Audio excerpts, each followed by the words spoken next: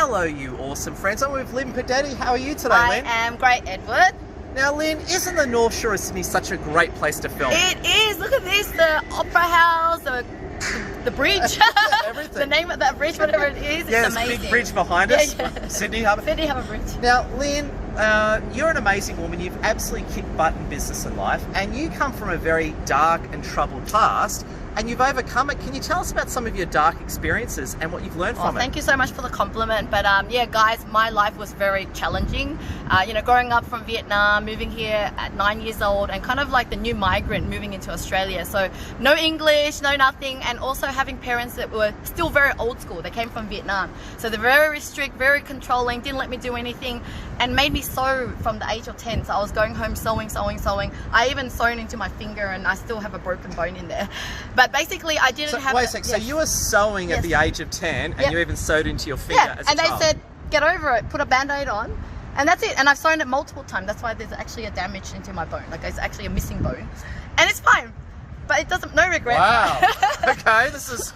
Continue. That's so now you can understand why I'm a bit more resilient and kind of courageous. But I was also brave enough to really go against my own parents. Like, they were so strict and didn't give me the freedom that I ran away when I was 14, 15 and multiple times looking for, I guess, freedom and just being able to control my life. But even though as young as I wasn't afraid of taking risks, but still led me into the path of a lot of bad things too. I hung out with bad people.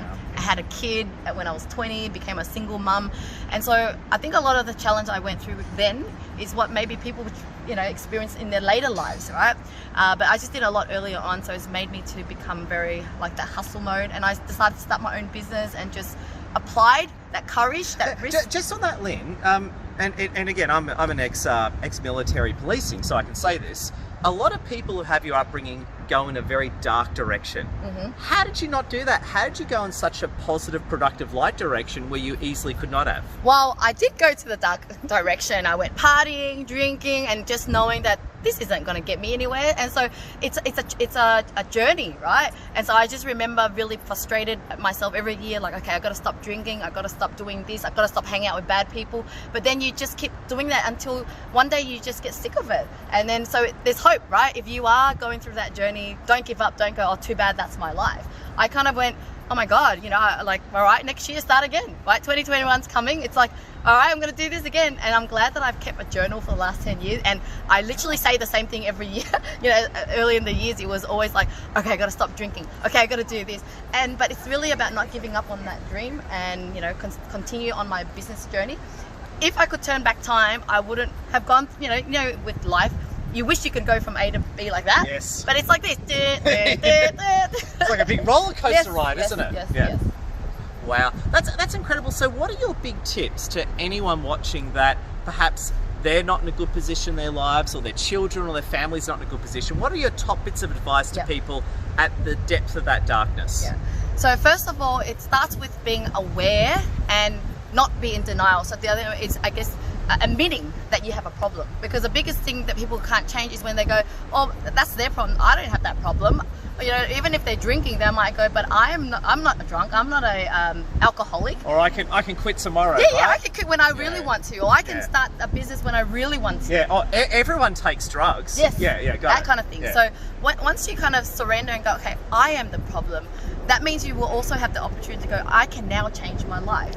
And so, the biggest thing I would say is just look at inspirational people. Look at the idols. I remember looking at Oprah, for example. Like, she was, from young, she got raped or something, and she had a baby, and now she's like the billionaire, and she's using her life to inspire people, and she's African American. There was a lot of things against her, and yet she did it. So I use that as an inspiration. And in fact, on that note, in a previous interview, and quoting you even said you were even talking about being Asian Oprah. Yeah. So exactly. So anyone that you see that's successful, it's not about, oh, they can do it because they're special. You go, oh, they're actually a human being as well, and they once didn't know whatever they were doing, and now they've done it. That actually should, really motivate you to go, I can do it too.